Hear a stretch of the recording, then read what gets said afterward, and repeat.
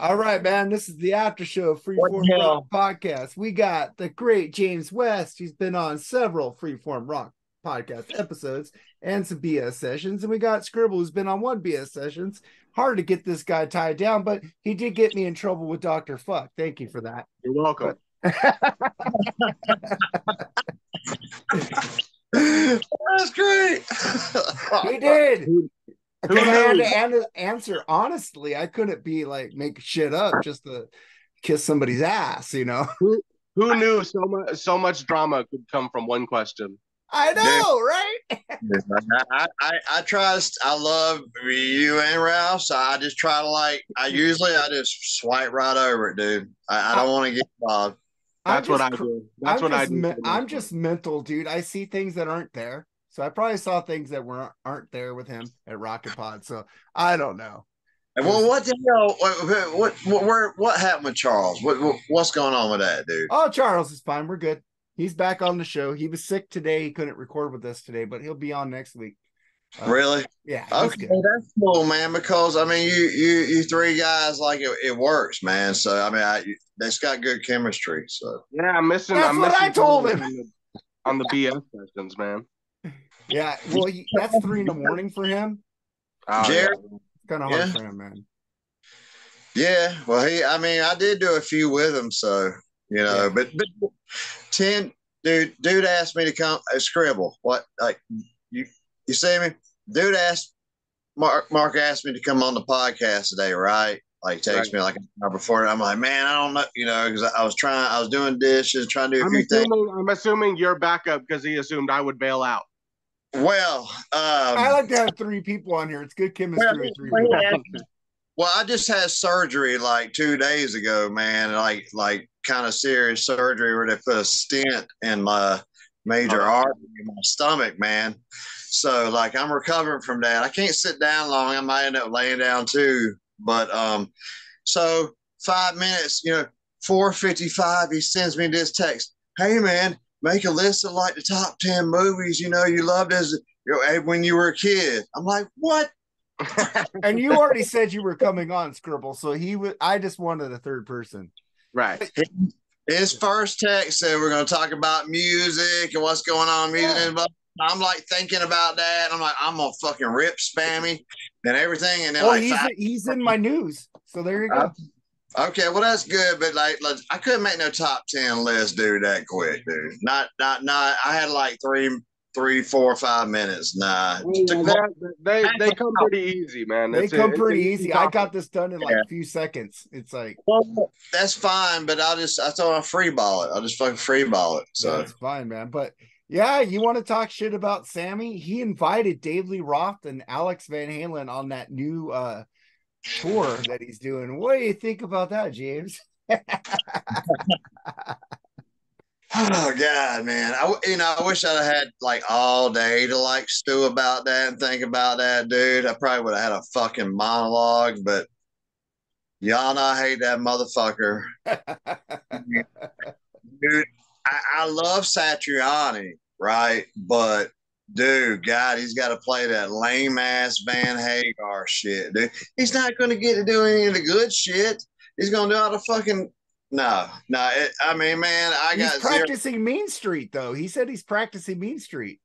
Well, I got to be honest with you. I think he's one of the best guitar players in the world. But a little video where he was fucking around on Howard Stern, he didn't play it that great. I Well, he just just came in, though. He hasn't practiced it yet. sure if he wanted to, he'd play it exactly like it. But dude, he's not gonna be playing Mean Street because fucking Sammy can't sing fucking Mean Street and all them Ross songs. He don't have no charisma. He doesn't have Ross voice. I don't. Yeah, you say whatever. He's a better singer now, which I fucking disagree with. But Ross voice back then and on them albums, man, he can't duplicate that. So all he's gonna do is those lame fucking Van Hagar songs and maybe like one fucking original Van Halen song. So he said, "Hey, we played one or two, but they ain't gonna be any, like the best ones, man." Because and I feel bad for Satriani because that's what I would want to see him do is shit from the first 6 albums, and I like Michael Anthony, man. I mean, he's an original Van Halen member, so I'm not gonna slang him, but damn, and like Jason Bottom, I thought he was cool too, but all these guys, I don't know, man. They joining forces with like the. He's been in the circle for years, though. Yeah, I know, but I still can't stand it, and I still don't understand it, dude. I mean, I guess they need whatever money they can make real bad and shit, but I don't know. There ain't no real Van Halen fans gonna be going to see that bullshit. And Sammy sucks. He's a lying piece of shit. He fucking slain Eddie and Alex in his book and his autobiography. He did. Slain bad. He said multiple times that Joe Satriani is a better guitar player than Eddie. Now when Eddie dies, he's fucking kissing his ass every interview. I was in Van Halen. I was in Van Halen. I was in Van Halen every fucking time, man. Like he just can't fucking let it go because nobody gives a fuck about that but a small amount of people, dude. And fuck him. He's like the worst singer ever. You guys know how I feel about him, but I don't mind just saying he's a lying piece of shit, sorry ass excuse for a fucking backup janitor. Anytime I get a chance to. So thanks. And fuck Sammy. Alex isn't going to call him back after you said about that book. He threw them under the bus. Why would he call him back? They call him, dude. Once he said that shit, it was over. It was done. It's over. He's fucking begging to come back in the band, man. Fuck that motherfucker, man. It just makes me sick. He's not a fucking real Van Halen member as far as I'm concerned, man. He was like, I some fucking backup janitor they got to sing for him for a while. But when I think of real Van Halen, he ain't nowhere in the fucking picture. Nobody cares about those albums. I mean, they really, and the fucking box set, from what everybody said, sounds like shit. It doesn't. Right? I have it. I mean, well, I've seen several people post it sound like shit. I mean, I'm come like several people, as in the 5 Van Hagar fans that bought that. I bought it. Okay, well, there's 4 left. So, but dude, you never hear that shit played on the radio. You do. KLOS plays it over here all the time. They play Dreams and football stadiums, sporting events. They always play real Van Halen. They don't play that Jump. All they play is Jump. Dude, no, dude. No. They play a lot more shit. Basketball games, it's all Jump. Yeah, well, you know what? When on the intros and outros on the football games, I've heard real Van Halen shit, dude. I ain't heard no Van Hagar shit. Nobody gives a fuck about it. I'm gonna tell you why, man. Because that shit was of the moment. It was of the fucking moment. And after it was over, not many people cared about it, man. And once Roth came back to the band, dude, nobody wanted fucking Sammy back, dude. I mean, come on, man. Just, that motherfucker just needs to leave the shit alone, man. I just, I wouldn't give 5 cents to watch that dude, man. And I hate the Satriani's in the band, but hell no. I wouldn't even take a free fucking ticket. No. I love Sammy. I like the David Lee Roth era better. And also our podcast, Freeform Rock Podcast, starts off with Van Halen Roth. Well, there you go. I mean, he's a proven liar, dude. Like, how can you respect that? I agree with you, but all these bands that do politics and shit, I still listen to them. I go by the music. I like the music. I don't judge people by their personality or I wouldn't like a lot of shit, man. I'd be listening to fucking Kid Rock and that's it. And Ted Nugent. Nah, man. I mean, Sammy's gone around as soon as he left Van Halen's gone around, on Howard Stern. There's videos back in the fucking early 90s. There's videos, dude, of him on several different shows. Oh my, Van Hagar did better than Van Halen. We outsold Van Halen, blah, blah, blah. It was the fucking crock of shit. And Dr. Fuck showed me the numbers. They should have ended all the beef years ago like rappers do with pistols. Yeah, go ahead, man. I'm sorry. I didn't mean to take up so much time, but I hate that motherfucker. Yeah, that is cool, man. I like the 6-pack better than anything Sammy did with him, but I enjoyed the Sammy Hagar era. I've seen them more times. I've seen Roth in the last tour they did. It was amazing. I saw Roth on the Skyscraper tour. Amazing. That was a fucking amazing show. Even without Billy Sheehan on bass, it was fucking great. The guy could put on a show.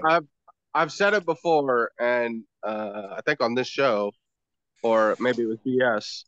I'm not a Van Halen fan. I prefer the DLR shit of what I've heard. But I was hating on Sammy for a long time because all I'd ever heard was the shit that got on the radio, which was real poppy, ballady love song shit. And I went and listened to 5150, and I thought there were some good songs on there. But again, I'm in the middle, man. Balance and the Fuck album are the best. Objectively, I don't think it's horrendous. You know what I mean? It's not the worst shit I ever heard. But to a Van Halen fan who was there, when DLR was in there, I guess I could see the point, you know? Oh, I was there for both, man. I love them both. I enjoy the Daily Roth stuff. It's got a little more sleaze, a little more fucking soul to it. You know, I get it. You know, Sammy's kind of like what Eddie and Alex wanted to do. They wanted to go pop. So you can't blame him for that, man. I bought the 5150 cassette. My mom took me to the store to buy it. Put it in her tape deck on the way home. I listened to like 3, 4, 5 songs before we got home. I got out of the fucking car. I said, Mom, you can keep that cassette, dude. Go ahead. I wanted nothing else to do with it, dude. That's where it ended. I hate that I spent the $10 on that cassette. Was it a $6.99 back then? I mean, whatever it was, dude, it should have been like no 99 because that motherfucker was garbage. It was like $6.99 to $7.99 for cassettes. I'll say this: out of the 4 fucking Vangina albums, 5150 somehow is the best because it does have, you could see the 3 or 4 songs that they were working on with Roth that they had a couple practices with on, like Summer Nights and I can't remember. It's like we did 1 or 2 more, but I will say the song 5150, if it was an instrumental, I would really like it because I think that's maybe the best playing that Eddie did on the whole album right there. I love Sammy's voice on 5150. That's just great for me. Oh, dude. I mean, he just totally ruins it, man. But until he starts, it sounds really good. So I thought it was cool that him and Eddie would do dual leads on that tour. I thought it was pretty cool, man. He is a good guitarist. He's not bad.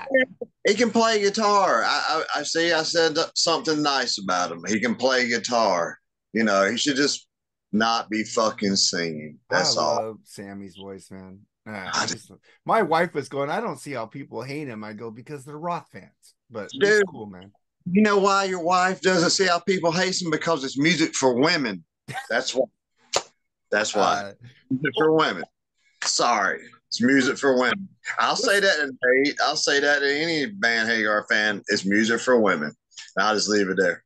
All right, let's move on to Skribbal, man. We did a BS sessions where we did our like top 11 worst cover songs.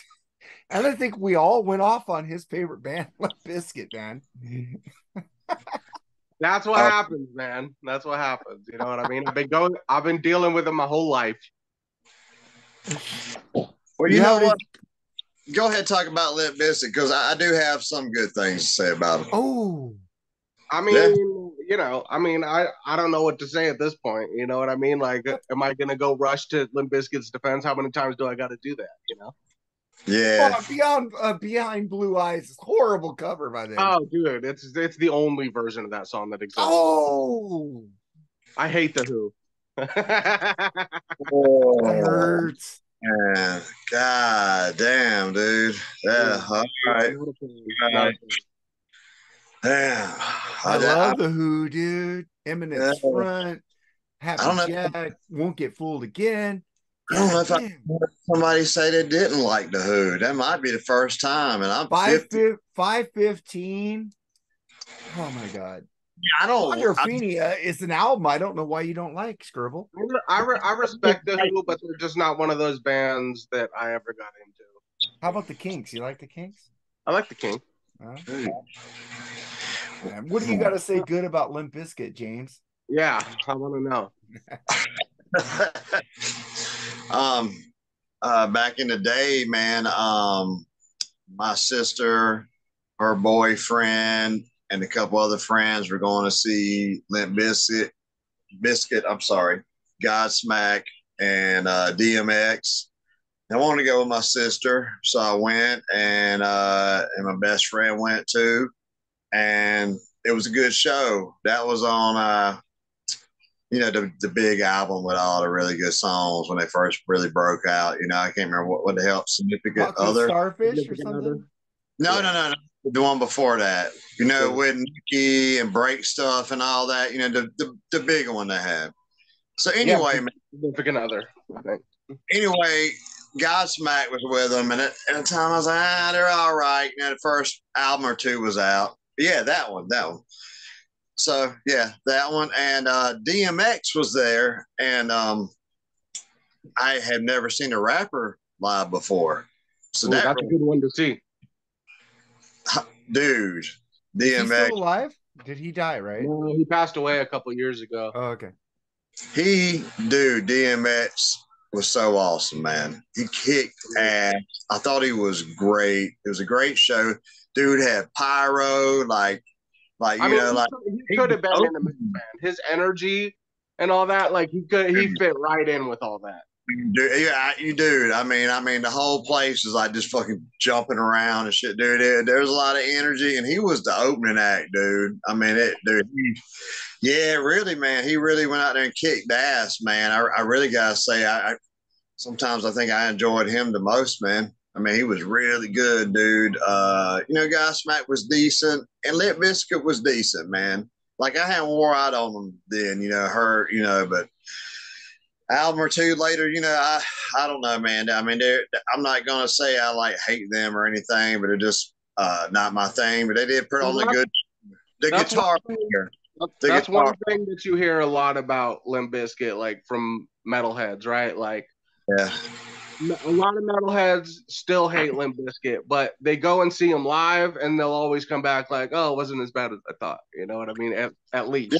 I'm not a metalhead. I just like music, man. I like it. I forgot. I actually have seen them twice because they were on Ozfest. That I don't remember 98, 99 where you come out of the toilet. Yeah, I've seen them twice, actually. I seen them by then. I was kind of a little burnt out on them, but I think we watched a little bit, and then we just walked around, looked at girls, a lot of girls there, when you're walking around. So, but yeah, I think I've seen them twice, actually. I forgot about that. Yeah, Limp Bizkit definitely bring the girls in. They did a whole tour where girls got in free, Ladies Night in Cambodia tour. All the chicks got in free. Yeah, there's a lot of chicks that like Limp Bizkit there, so and they were hot, so that's why they put them on Ozfest. But that was really the only. There's a couple years where they do new metal and stuff like that. But it's just one of those bands. It's you either get it or you love it or you hate it. You know what I mean? I just don't want to admit it. I like some songs. I like half that new album. It's embarrassing to me. The guitar player, let me say, I should have said this first, because the guitar player, Wes, the guitar player was always what impressed me about that band. I thought that he was on another level than all the other guys. Every one of them, that dude was just an actual musician, and he could really play, and he was creative, And that alone is a misconception, because John Otto and Sam Rivers, the bass player, are both classically jazz trained. Okay, well, I didn't see it, bro. I didn't see it. Okay, maybe it's Fred Durst that puts me off on that band. I don't know. It's always Fred. People hate Fred, But the truth is, you can fully blame Fred for Limp Bizkit, because without Fred's hustle, that dude had a tremendous hustle. And he's the reason they blew up. That's why when Wes Borland left the first time, he's like, F this band. I can go start my own thing. Everyone loves me. So I'm going to go start my own thing and be successful. And every project he did just tanked. Yeah, dude. I mean, they were hot. They were really hot for a while. They were big. I walked outside for a minute. They were a big band, dude. I mean, and they had a lot of girls like them. Got to give them that, man. So we go to a Taylor Swift concert, man. We hook up with a lot of chicks. I like some of the new metal, man. Yeah, you love Korn, dude. I don't understand how you guys like Korn. I That do guy, not like Korn, bro. Korn's Jonathan amazing. Davis's voice is just nasty to me. But what's funny is, I bet, dude, like, you would on a personal level, you would like totally vibe with Jonathan Davis because he likes all the shit you like, all the shit I hear you talking about from the '80s. Yeah, That's Jonathan I Davis. know that's what sucks. I know he likes a lot of shit I like, but it's like the guy Tom Morello from Slayer, King Diamond. I can't handle their voices, man. It's like the music is fucking awesome. okay. This guy, I saw their first tour when they were opening up for. It was them, Marilyn Manson on their first album tour, and both of them are opening up for Danzig on his fourth tour. And nobody knew who Korn was, and nobody knew who Marilyn Manson was. But I'm gonna tell you, man, after that night, everybody knew who they were. And yeah, they did. And to me, Marilyn Manson. They are. I stand by it. Out of all the bands I've seen live, Korn, to me, is the greatest band I've ever seen live. They're just, their energy is next level. It's like made. Oh, man, that's cool. I like their drummer that's in there now. Ray Luzier's a beast. Who? Ray Luzier. Ray Luzier, KXM, and also the LR band. DLO. Yeah, he's in that band, and I like him in Army of Anyone with the guy from Filter and the Stone Temple Pilots guys, man. I saw Korn. The last time I saw Korn was 2018 or 2017. It was the Korn Rob Zombie tour, and my uncle hooked it up, so we were right on stage, right by the drums, and we were just watching Ray the whole time, and he is next level intense. Have you heard KXM with Doug Pinnick and George Lynch? That drum shit he does on it, and Army of Anyone with the guy from Filter, the singer, and STP. Fucking great album too. I'm surprised they didn't make a second album. They get forgotten about Army of Anyone, man. They were great. Army of Anyone is a fucking great album, man. Well, my experience with Korn is, like I said, I saw them their first tour, but the next time I saw them was when they were the biggest on that third album. When they come out, Freak on a Leash and Got Life and all that. I do like Freak on a Leash. I'll give you that, dude. I do love that album. I really love the first four albums. After that, they're hit or miss for me. But I love what sold me on Korn the first time I heard him was that demonic beatbox that he does. That's next level, bro. Well, see, my friend had the first Korn album, and when I first heard their name, I was like, man, it's a stupid fucking name. A couple songs, and I didn't get it the first time or two, I'll admit it. Until we went Kiss fans because they used the K. Well, but that show with them headlining in Greensboro, 16,000 people, sold out, and it was Rob Zombie's first solo tour. So he was playing a lot of White Zombie, and he had that whole fucking, his whole show and everything. Dude, that show was badass, man. I love Rob Zombie as an artist. He's one of my all-time favorite. I love his movies. I love his albums up until Hellbilly Deluxe 2. But my issue with Rob Zombie is I was literally going to get a White Zombie tattoo. The circle and the skull, and it says White Zombie, And I went to see that Korn Rob Zombie show, and it was so bad. I mean, as far as stage show, fire, strippers, monsters, all that was great. But vocally, Rob Zombie was horrible. Yeah, that's what sucks. Him and Alice Cooper going on tour together, and Alice Cooper is amazing live. I mean, maybe now his voice is shot, but back then his voice was still at least decent. And he played a lot of the White Zombie shit. So that was the best time I ever saw him. I have seen Rob Zombie multiple times after that. Usually pretty good. I have seen Rob Zombie. He really has made his whole career on aesthetic alone. I mean, I love Hellbilly Deluxe, and I love some songs after that. But, like, Rob Zombie is really the aesthetic and the way he, his whole get down. Like, that's really what is awesome about Rob Zombie. I'm going to tell you what made Rob Zombie, dude. Those first two White Zombie albums is what fucking Rob Zombie. He's never done anything better since then. Since those Well, first two. I mean, I don't know why. You know, he don't want to play none of that shit now, or a little bit of it, and I'm just like, dude, I just can't believe it, man. At some point, you thought he would have got that band back together, at least for like a fucking reunion tour or something, man. I don't get it. He only plays Thunder Kiss and More Human Than Human, and if you're lucky, he'll play, you know, a deeper cut. You know, Yeah. he ain't gonna be playing Cosmic Monsters or none He of that doesn't play shit. Black Sunshine? Oh well, yeah, that one too. Sometimes maybe. God damn, that song rules.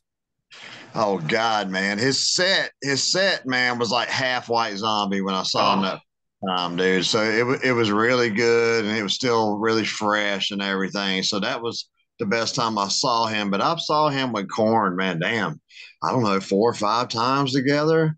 You know, I saw Korn's 4th tour too. So the only one I didn't see was the second one through those first 4 albums and everything. So are you a fan of? Do you own like Korn's albums and shit like that?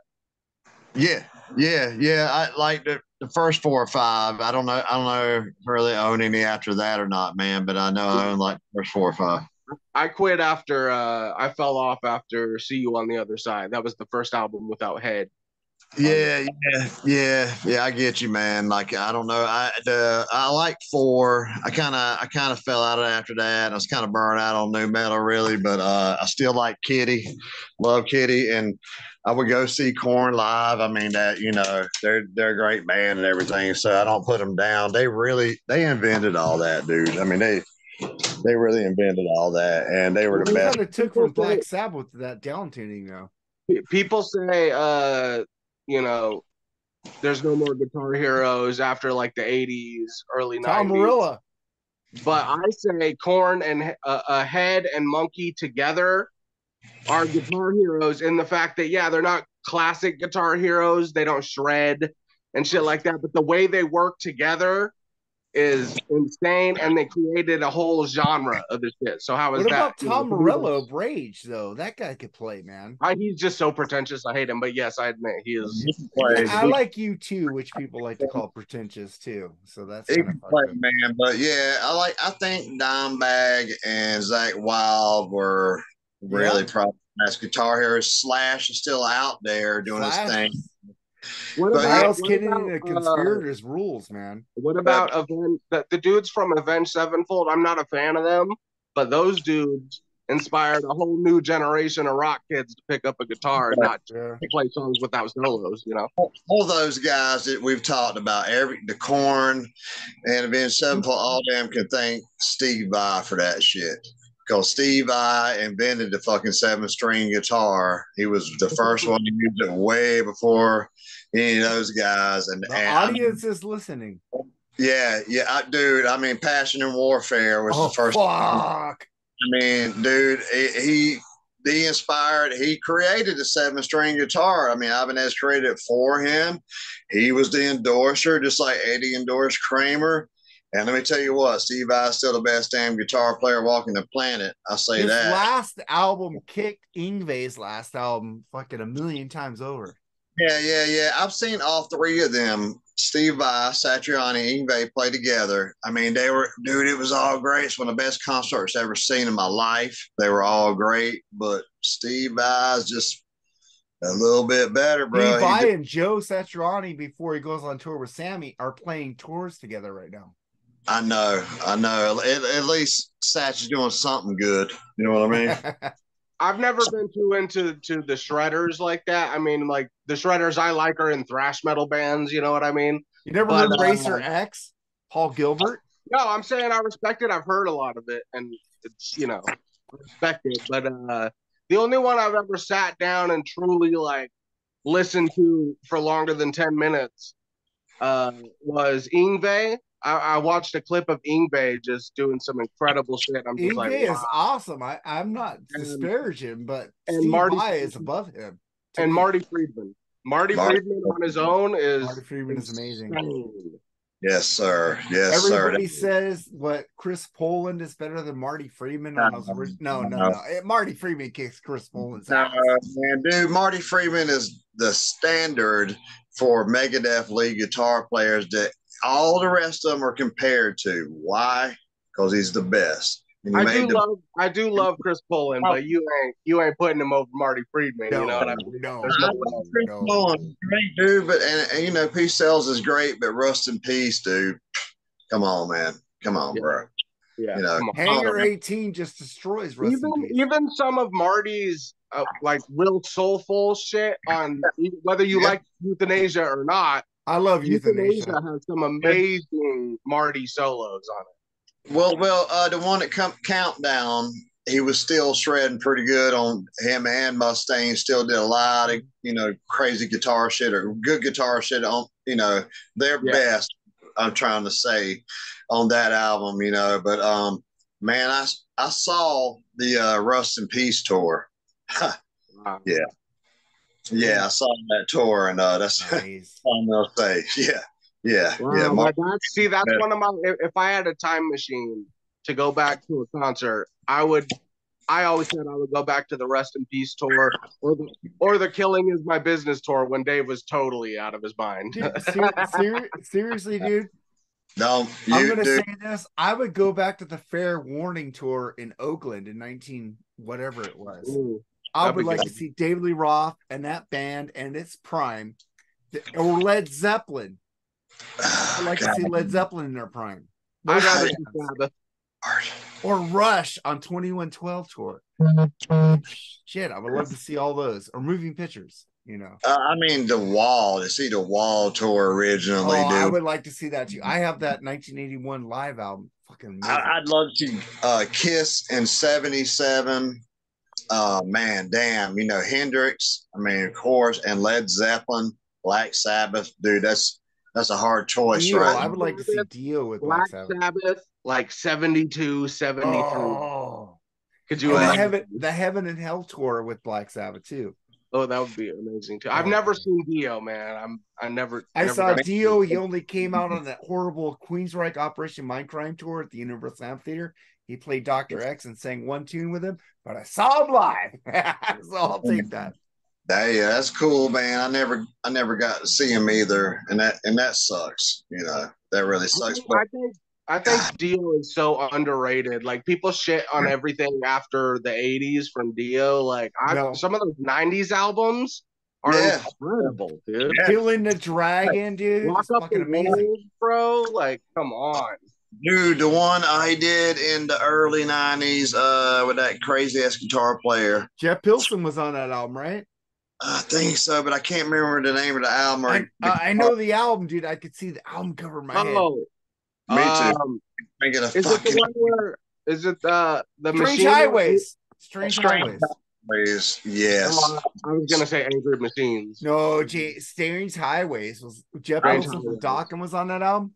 It's a fucking great album, man.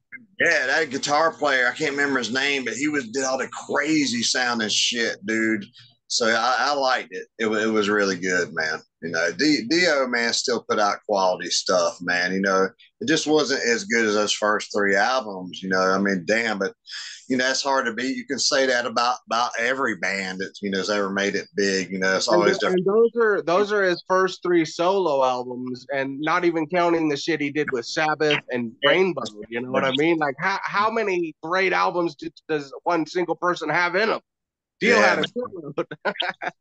It was I just got the guy. Tracy G was the guitar player in Strange Highways. Yeah, that was him. Dude. Yeah. He was like, he did all that crazy industrial sounding shit. It's the best way I can describe it, dude. So it was really cool, man. I hadn't heard that album in a long time, but I do own it. Man. I bought it the day it come out. So I was still supporting Dio, man. And a lot of people, I love grunge too. It's all cool, man. But, I ain't turning my back on metal. I mean, that's for sure, so that was a good album, man. But yeah, like we're talking about, I love Korn through the first four albums. I thought they were, pretty killer band, and they started all that stuff. They were the best at all that stuff. I do love Deftones and Kitty and a few of the new metal bands, but that's about it, I hate the Deftones. Me too. I love them, man. Love them. They're great. Deftones are like the cool new metal band to metalheads that hate new metal. They all like Deftones. Hate Chino, dude. That guy's voice is I horrible. can't stand his voice. They'll have some killer riff and then Chino will come in like ruin it. Yeah, he ruins it. Ruins like, it. dude, I don't want to hear you moaning. What the hell is this? Fucking Around the Fur is like a fucking dude. That's a killer album, man. I like when he screams. Man, I love his voice, man. I say that, be quiet and drive, or drive far away. Oh God, dude, I could listen to that song and repeat like all fucking day, dude. But hey, man, everybody's got their thing, man. But I seen them live. They're a pretty great band live, man. I can say that, But yeah, saw Korn's first tour and they were nobody, and Marilyn Manson. So I saw a lot of them new metal bands. I saw Kitty's first tour. Did you see the Korn Megadeth tour? I can't remember, man. I had to look through my ticket box, dude. I've seen Korn and Megadeth so many times, man. I saw that Megadeth 88, which so far so good. So what, dude? I saw Countdown tour. Saw fucking Euthanasia tour, I think, and the Euthanasia tour was the one with Korn opening. Okay, maybe that was it then, dude. I've just seen a lot, dude. So I'd have to look through my tickets, but yeah, I've seen a lot of great. What a strange bill, Korn and Megadeth. Like, I imagine Korn got the Alice in Chains treatment. When they say Alice in Chains got bottles thrown at them when they were opening for the Clash of the Titans. I wonder if that happened to Korn too, because Korn was a lot more divisive. Way better than Korn. But Korn was a lot more divisive than Alice in Chains. It seems like. Yeah, man. Alice in Chains did really well when I saw them here in town, man. I mean, everybody was pumped up to see Slayer, and they might have got a few heckles the first song or two, but dude, that shut up real quick. And dude, everybody loved him, and Lane was so on, man. Like they killed, dude. That first tour, oh my God, dude. So they held their own, and they ended up being the biggest band out of all the bands on Clash of Titans tour, to be honest with you. So we can thank, there's many reasons to shit on Dave Mustaine, but we can thank him for Alice in Chains because it was his idea to get them on the bill, and apparently Kerry King was like, "No, that'll never work." And I love Dave Mustaine. I just like Metallica better. Yeah, man. I mean, Slayer on the Seasons tour, on that tour, that's the best time I ever saw Slayer, and I've seen them multiple times. That was their peak, dude. That's my favorite Slayer album this season. I think it's amazing, front to back. They were great, man. I gotta say, out of all the bands that night, Slayer stole the show, bro. I do understand Mark's position. They do have zero melody, but in Seasons in the Abyss, there's a lot of groove. For Slayer, it's pretty it's pretty groovy, Dude, yeah, they got some groove in there, man. Skeletons of Society. There's a lot of groovy songs on that album, actually, man. And that was probably some of their best playing, between Kerry and Jeff. And let me tell you, man, like 2 hours before the show even started, before Alice in Chains even come out, the fucking audience was chanting Slayer when we walked into damn arena, dude. So that's how I heard that the bands didn't have a chance if they were opening for Slayer because they just wanted to see Slayer. They didn't give a fuck about the opening act. I give you guys that, man. Yeah, Megadeth played after Alice in Chains before Slayer there, and I mean they definitely held their own, but Slayer, man, was Slayer, dude, and Anthrax had to follow them, dude. They were really good, but yeah. Oh, right, they rotated, right? Every night, yeah. Yeah. I wish it would have been like Anthrax after Alice in Chains, and then Slayer and Megadeth. However, that'd have been awesome. But that was Anthrax. Was it Joey or John? Joey. Oh, I like the John Bush era better. Me too. Well, I like John Bush's vocals better, but I like the Joey era music better. I disagree. I like both, but I like John a little bit better. But I'm saying I like John better, but I would put his vocals on the original shit. Did you hear that Music of Mass Destruction where he did that? No, I didn't hear it. Oh, you got to listen to that album, Music of Mass Destruction, where John re-recorded all the Joey's hits. Really? Yeah, really No, cool. I'll have to look that up when we fucking get done because The version is way harder than Joey. Well, yeah, he's got a better voice to me, man. Indians, dude, it's like cry for the Indians, and Joey's like cry for the Indians. It's like cry. And that's a classic album. But yeah, I always thought he was like the weak link in Anthrax. You know, he wasn't, you know, a great singer, but John, the great versions that John redid, it's just fucking better. Yeah, I never heard that. We got to go listen to that. Yeah, Music of Mass Destruction. Music of Mass Destruction. Okay. Yeah, he re-recorded all Joey's shit. It was awesome. And then they have Music of Mass Destruction live too, which is pretty damn cool. But shit, we went a long time on this shit. I just want to say Gene Simmons saying Kiss is gonna end with the makeup era at the end of the world. What does he mean by makeup era? Dude, they're gonna end when they drop dead. You know, that's when they're gonna fucking end. You know, and I mean, honestly, they ended in like the year 2000. So I mean, that's like a tribute act. It's been a tribute act ever since then. And you know, they can say whatever the fuck they want. I mean, they go in the name, they can do whatever they want, but they disgraced the band to me, especially Paul with his words and his fucking non-singing. And he's my favorite rock singer of all time. Ooh. And he was so good in the 80s and 90s, dude. I mean, when I seen him, and obviously the 70s, but God, dude, when I saw them, I don't remember. Steve Perry and Dio for me. Dude, I mean, just Paul, just, you know, I mean, dude, his voice just was fucking wrecked, and then they're gonna fucking go to lip syncing, you know, and they talk all this shit about lip syncing like 2 years before the fuckers start doing it, and when have they not been hypocrites? You know what I mean? You could go back and look at interviews from the 70s, and they're saying they're not gonna do shit, and then they do it in the 80s. Oh, you yeah, know what I mean? So that's what Kiss is. Well, to me, yeah, they are trendy. Since Dynasty, that they've been following trends, man. Honestly, you know, they were original up through Love Gun to me, but when Dynasty come out and they did the disco thing because it was popular, that's when the trend started, and then they go to Unmasked because pop music's popular. And then do the fucking Elder because the Wall's popular. I mean, dude, you can just go right on, dude. Creatures because all of a sudden, American metal, dude, is preaching. I mean, like, Creatures was a good album.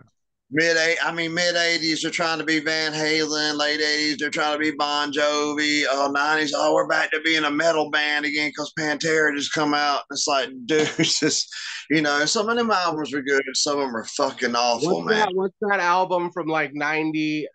It's a bunch of demos. It's like grungy. It's them trying to be like grunge bands. Souls. Yeah, dude. Yeah. I mean, there's a couple good songs on there, but they're trying so hard to be a fucking grunge band. And to be Soundgarden. Like, leave Soundgarden up to Soundgarden. Soundgarden rules. Yeah, dude. Like Revenge was pretty kick ass. I mean, Unholy's the best song they did in like fucking a decade, and then they. I mean, I like Domino, man. Sorry. There's some good songs on Revenge, man. I really like that the album, except for God Gave Rock and Roll to You. That sucks. I like that song because it was in Bill and Ted. So love Bill and Ted. Yeah, shit, dude. I can't listen to that shit. But remember Bill and Ted, dude. If I die, you can have my Megadeth collection. Dude, I mean, that was, you know, they were awesome, man. They were awesome, dude. Well, fucking, you know, Gene and dude, they'll end whenever they died. I saw something today that he said they were going to have 10 to 12 Kiss tribute bands, officially tribute bands, going around the world at once. And he was like dead serious about it. I can't remember what article I read, but it was like a music magazine. Yeah, until it bombs because he realizes nobody wants to go see Kiss is retiring, but the brand isn't. I heard that. Yeah, dude. What? It's like whatever, man. You know, you might be able to feel that's not going to last long, dude. It's because Paul and Gene's not there. There's no original members. You know, I mean, God, I don't see it lasting long, man. But I tell you what, whoever, whatever they do, whatever kind of bands that sound better than Kiss does now, and they could actually play rock and roll over all the way through or something like that. It just couldn't fucking do now. So I wish they'd just go ahead and end and fucking put them out there or whatever. At least it wouldn't be as bad as them. Just like they just, and Ace and Peter not being there. Me and my best friend were talking about earlier that it's just a disgrace. I don't care if it, the money thing or not money thing, what the fuck ever. Ace and Peter should be there at that last show, at least playing a few songs. And it's a disgrace. They couldn't do that. Couldn't do that. Rock and Roll Hall of Fame, even though fuck the Rock and Roll Hall of Fame. I'm just pointing it out. They just, them dudes, man, just like the four of them. Just, that's what made them great. And that's what fucking made them, end. I'm just so sick of fucking Kiss, man. I'm sick of Gene Simmons. I'm sick of Paul Stanley. I'm sick of them making the news every day. I'm sick of Mark bringing it up every episode. I am so sick. Because you Kiss nerds love this shit. It's like it's ratings there.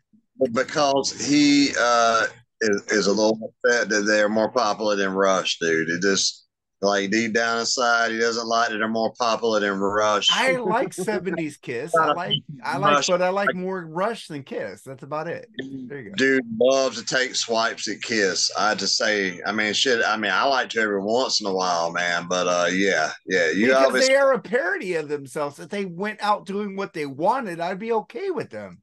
Well, it does have a little something to do with Rush, I think, too, man. No, it has nothing. It has something to do with them pandering. I don't like the pandering shit they do. Hey, Rush opened for Kiss, right? That's fine. And Rush and Kiss respects the fuck out of them, and so does Rush. That's fine. That was the 70s, but when they got into the late 80s, they were a shell of themselves. Right. But did Kiss ever open for Rush? No. No. Okay. Whatever. But let's get into this shit, man. Let's get into this. Skribbal wanted to do this is our top 10 movies. It's like kind of a BS freeform crossover here. But he wanted to do his top 10 movies for when you were young. So yeah, I got my kid here with me. Say what up, Dominic. Lakers, right on. And yeah, I figure we could do something, you know what I mean? And maybe along the way I can get some from your guys' list, some suggestions of shit that I've never seen and we can watch, you know what I mean? So that's cool, man. We both got lists, so right. When did you come up with that idea? 30 minutes before we did this. Okay, because I got that idea like 5 minutes before we were supposed to start. So did I, man. But I got 30, but it took me 2 minutes. I said this should be easy because we all have movies that we cling to because we were young when we saw them. So it makes sense, man. I was outside with my dog trying to hurry up and get him in so I can join you guys. I didn't have time to make a list, so I'm just gonna fucking freeball it, man. Cool. I'll just start with mine. I'll start with my number 10, Indiana Jones and the Temple of Doom. Oh yeah, that's really good, man. That movie was like the first PG-13 because the guy going Kalima, taking the guard out. Kalima. I love all the Indiana Jones except the most recent one. I haven't seen that yet. I'm waiting for it to come out for free. What? You're not a woman? You didn't go watch that? No. Yeah. Okay. Yeah. That's like fucking 9-year-old geriatric fucking Indiana Jones. I like Kingdom of the Crystal Skull. I thought that was like pretty that cool. one too. It took me a while though. I didn't like it at first. I just compared it to Stargate, the interdimensional beings. I thought that was cool. So don't worry, they'll rape everything from our childhoods we're about to talk about. All right. So what is your number 10, James? Damn, dude, I didn't know we're gonna have to like rank them and everything too. Shit, I'm just gonna throw some out there, man. Mine's not gonna be ranked, but we can say they're ranked, whatever. God, I don't want to put like the very best one up top. Shit. Don't worry, I didn't rank any either. I did. Well, okay, you ranked them. Okay, either of them could be number one except for the number 1 and number 2. Okay, well, I'll just say my number 1 and number 2. Go to your last one. We go up. not to the end. Don't have a list. I can't. Just say a movie. Just say a movie. You get me? I don't have a list. I'll say the original Dracula. There you go. That's a good one. That's that Universal original Dracula, the one that started it all. You know, it's got to be on my list somewhere, dude. Because please talk about it and school this kid because he hates Universal monsters. Really?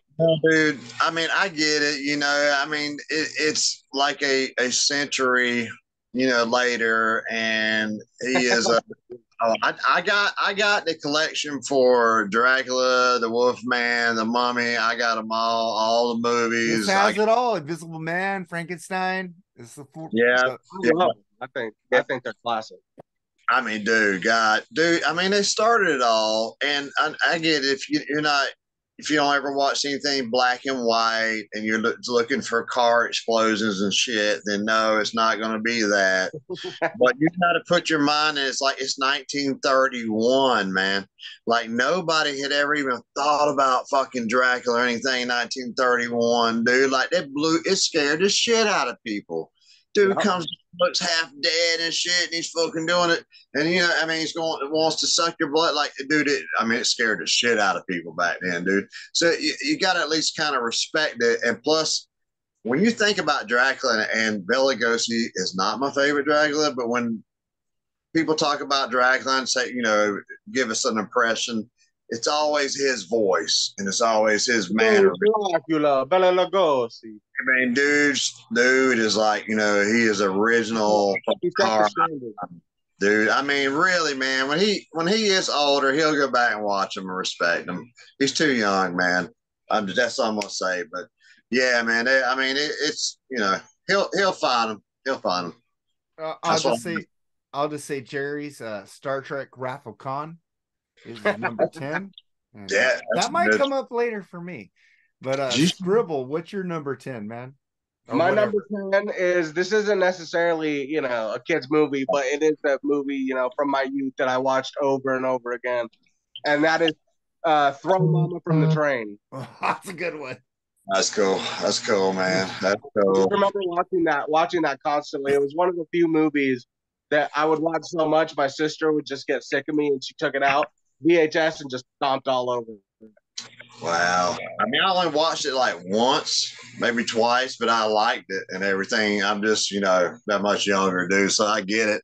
Like when stuff's coming out fresh for you, it's going to be a little bit different decade. But yeah, it's a good movie, man. I remember it's a good movie and it was funny. So yeah, that's it was funny. Like when he hits Billy Crystal in the head with the pan. It's like freaking awesome. Yeah. Then, I get to my number 9.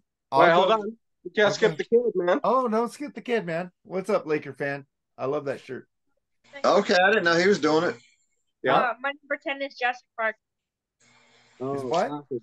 Jurassic Park. That's a good one, man.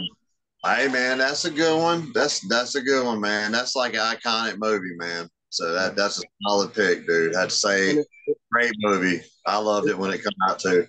It still looks great too. The animatronics and everything like that. It aged beautifully. Yeah. That's a solid pick, man. Yeah. Great pick, man. And then I go to my number 9. And it's like in one of my favorite comedic actors. He became a big dramatic actor after this shit. Because he did Turner and Hooch, Bachelor Party, all these fucking cool movies. Tom Hanks and Splash. Daryl Hannah, John Candy, fucking Eugene Levy. I love John Candy. I've never seen this movie. A Ron Howard movie directed by Ron Howard. Wow. Oh, it's good. Yeah, it's good, man. It's a good movie. And Daryl Hannah, man. Oh, yeah. That's prime. That's her prime. Like Disney put it on Disney Plus, and they blurred out her butt when she goes to the Statue of Liberty. But when she's swimming, you could see her nipples in her. Yeah, that's awesome. They blurred her butt out, but you can still see her boobs going like swimming. No, you never seen that movie with John Candy, Eugene Levy, Tom Hanks, and Daryl Hannah? No, I can't believe I've never seen that. God, that's a fucking amazing movie. It's going on my list. Man. They're all good, man. It's like, yeah, I forgot about that movie, but yeah, I remember when it come out, it was good. And all I remember is Dale Hannah, man. Honestly, I forgot about everybody else in it. John Candy dropping change so he could look under women's dresses. Come I on. remember that part. You know. We did it as a little kid. I just showed Dominic for the first time Airplane last week. Wow. And he was laughing so hard he was gasping. Yeah, dude, that's a funny ass now movie. You got to get to the first 3 scary movies. A funny ass movie.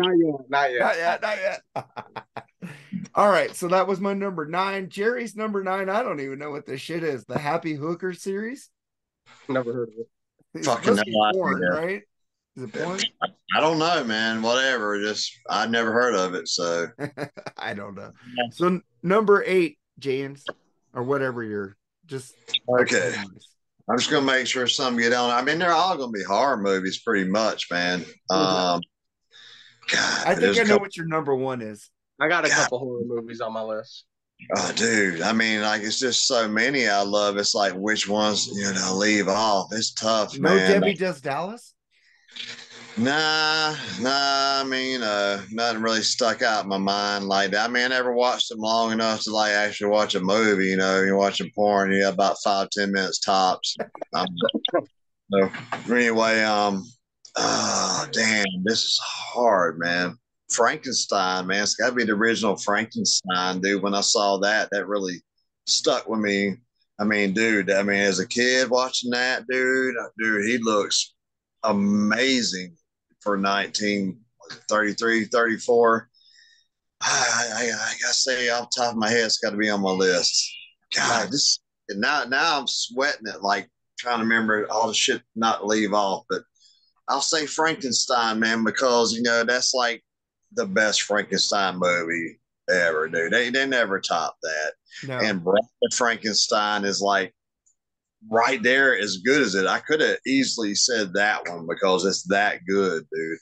But yeah, the first one, man, he looks so gaunt. The makeup, first time you see him, his motions, his acting, dude, like impeccable. Oh my God, dude. I mean, dude was such a classic horror actor, like him and Bela Lugosi, dude. Oh my God, dude, they were just so awesome, man. So I that's got to be on my list off the top of my head.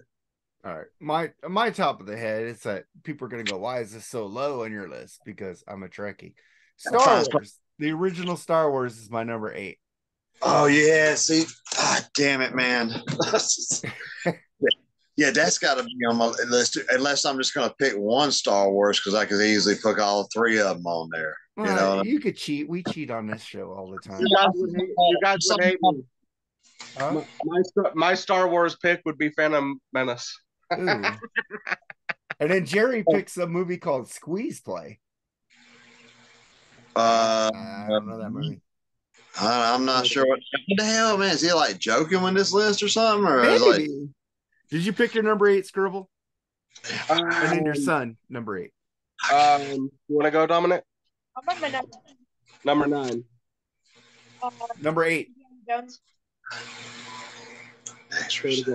Indiana Jones. Oh, that's a good one.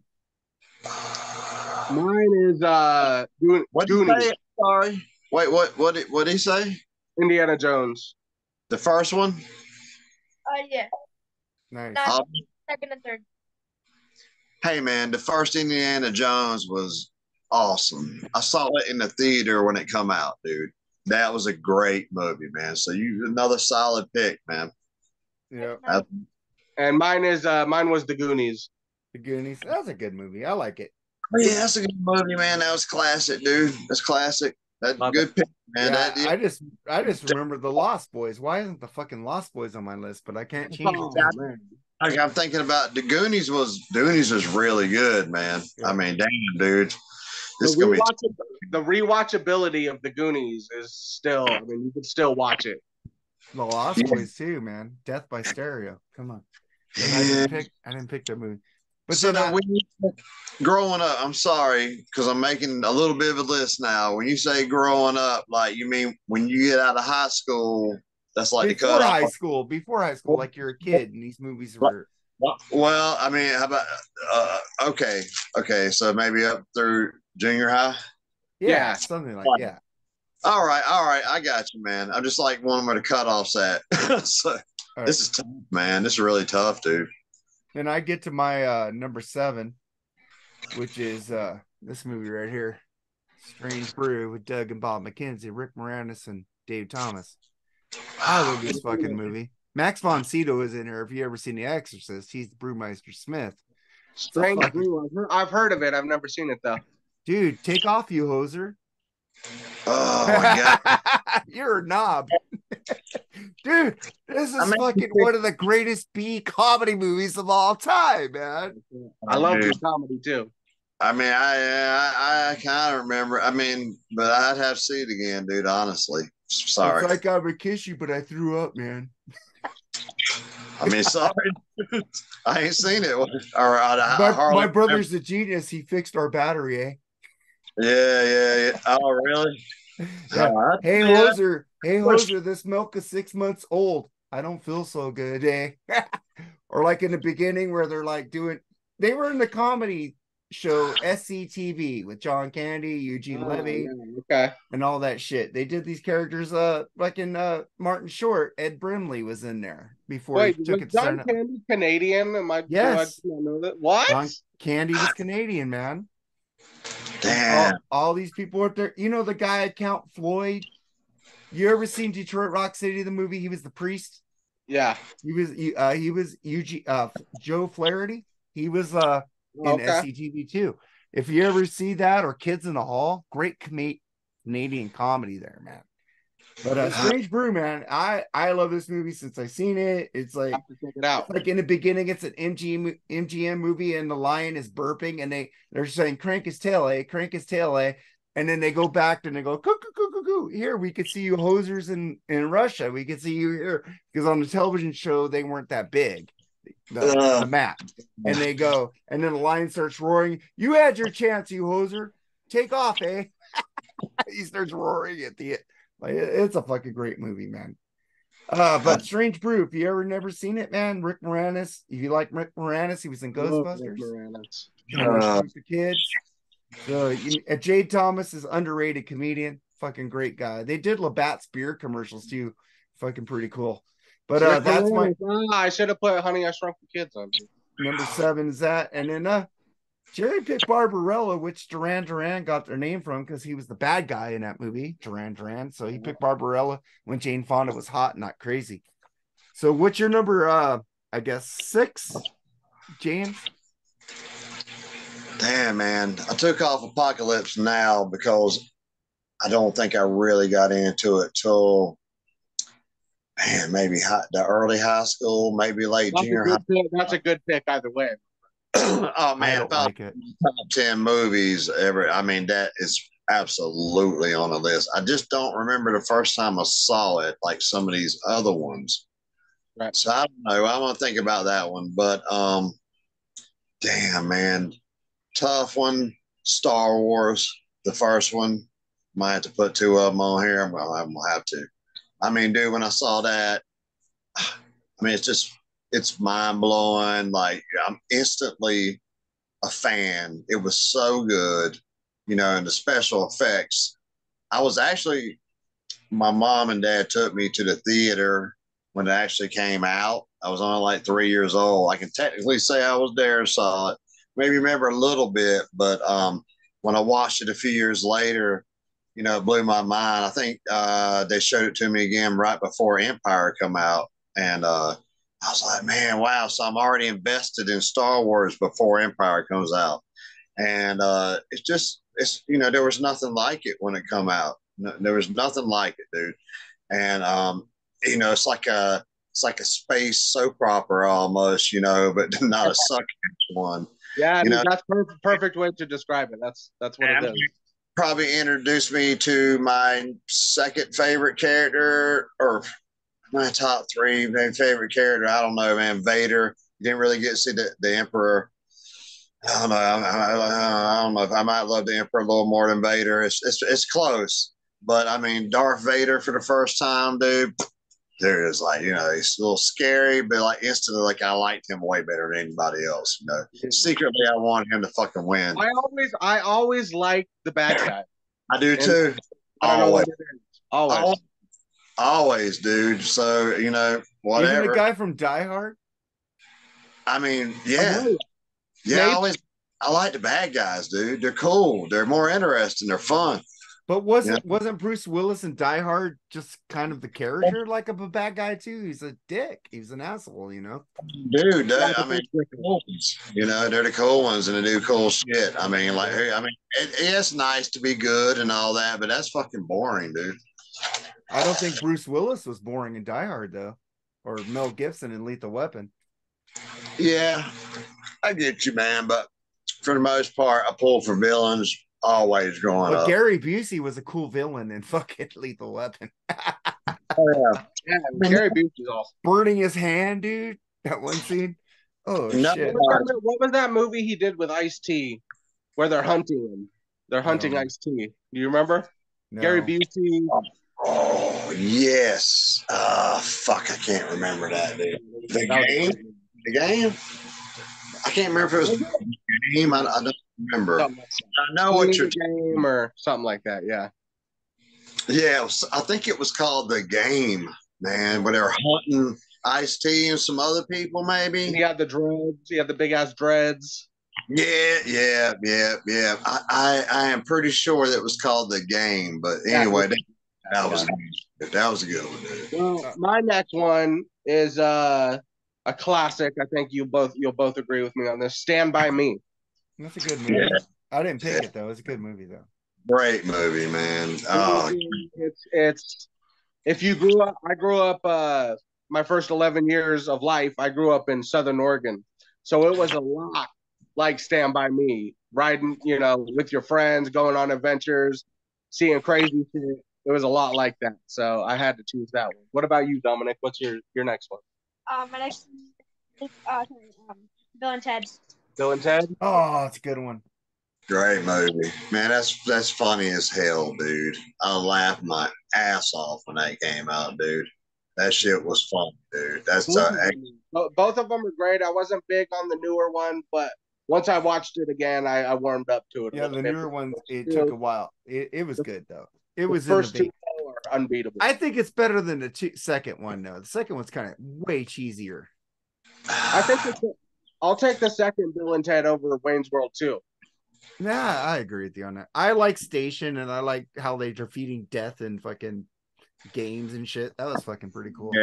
Yeah, they were both cool, man. We're totally dead, dude. my comedy, it won't make the list because I think I didn't get into it till I was like a teenager. I'm sure I didn't. But Cheech and Chong Up in Smoke, dude, that would be on my list if we were talking about Mexican Americans go to Spanish class and get a B. All right, so I'll get to my next one, which is it's kind of tied. I have a couple movies tied here because it's fucking hard because I love movies. Animal House with Superman the movie. Love it. I love both those movies, and I watched those as a kid. I have Animal House and Blues Brothers, man. Oh god! Why did you have to say Blues Brothers? Oh, I'm sorry. Well, don't say nothing. God damn, that movie rules. Wait, let me understand what he just did there. He said Animal House and Superman, the original. The movie, because it's too. You guys break rules, man. No, bro. Well, okay, then I'm gonna tie some in too. I mean, what the hell, man? He's like Animal House and Superman. Sam, we should have been able to make lists a little bit longer, bro. Well, just tie them. I don't fucking care. Sorry, Dominic. But let's get to the next one, James. I just did Animal House Superman. Animal House Superman. What the fuck? I never watched that one, dude. Oh damn, man. Oh, it's brutal. Brutal. What number are we at? How many I got left? We're at number 6. Man, see, I don't know. I was really into The Godfather. Saw it till later on, so I'm gonna leave this believe that fucking kills me. I hate that, but I can't put in Lord of the Rings here, so what the hell? Yeah, man, tough. Fuck, I'm gonna say, man, Lost Boys. Oh, There you go, Mark. What? love that Lost. movie. That Lost. is a vampire movie, man. It's not like those fucking what was that movie? The glittering vampires? Oh man, why'd you have to even say it? Twilight. Robert Patterson. Twilight? Yo, Dude, I mean, I'm sorry. First, I'm sorry. I didn't think about him as far as cussing. me too. It's okay. Okay. I did after I did it. It kind of sucks. Well, sorry, man. And Lost Boys was huge when it come out. Again, I mean, I think we had just turned like 12, 13, so I'm gonna slip that in there. It was close, man. Because like Fright Night come out around the same year. Oh, I love that movie too. Oh yeah, I mean, I might have to stick that in too. That's another one I'm considering in my head right now, and I was kind of tossing between Lost Boys and House is Fright. a good one too. That's tough, man. That's tough, man. They're both really good, but man, damn. I mean, dude, when Lost Boys come out, it was really big, dude. We saw it in the theater, and damn, it was a really good one, man. So just having to make this list up right quick. Damn, it's got to slide in there somewhere, I guess. So, Well, my next one is shit. my next one is a movie I actually just showed Dominic for the first time about a month or two ago, and he loved it. It's the original It. Oh, that's a good one. It? It. Yeah, man. I mean, that's a great one too, man. I mean, dude, that's Tim classic. Curry, man. I did like the new one. I didn't like the second part of the new one, but I liked the first part of the new one.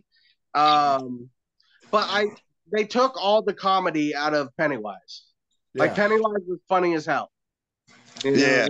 They just stripped all that out. And Pennywise, the original Tim Curry one was like, he was a lot more docile looking. And then when he got fucking meaner, he looked mean.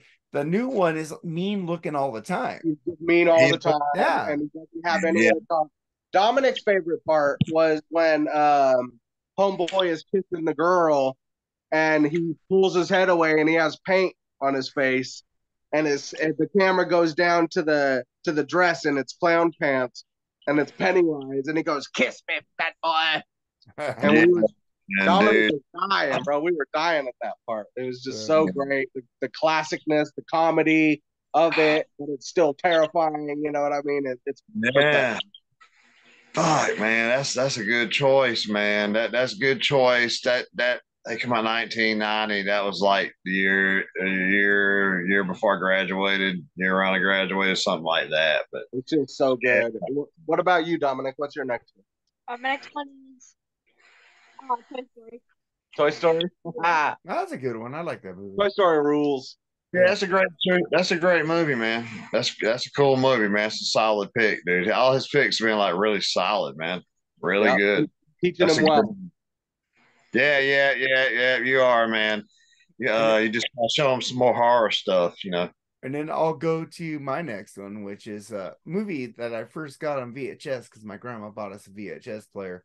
And me and my friends skipped school and watched this movie a million times that day. First movie we ever rented. My mom rented it for us. Top Gun. Oh, that's a really awesome one, man. I haven't seen the newer one. Is it good? The newer one is better. But I love Top Gun back then. I still ain't watched it either, man, for whatever reason. I know I need. Maverick is really good.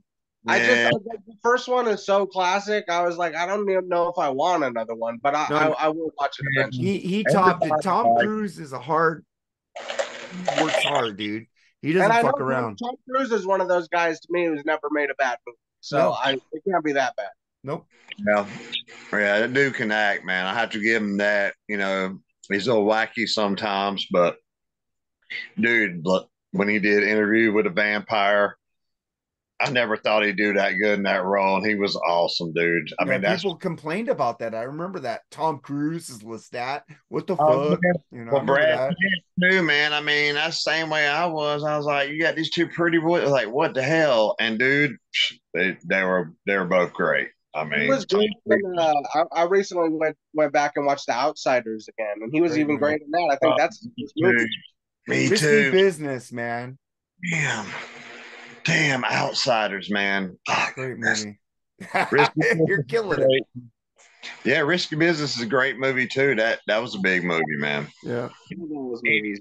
Movies are He had worth. sex with all his co-stars. Yeah, good for him.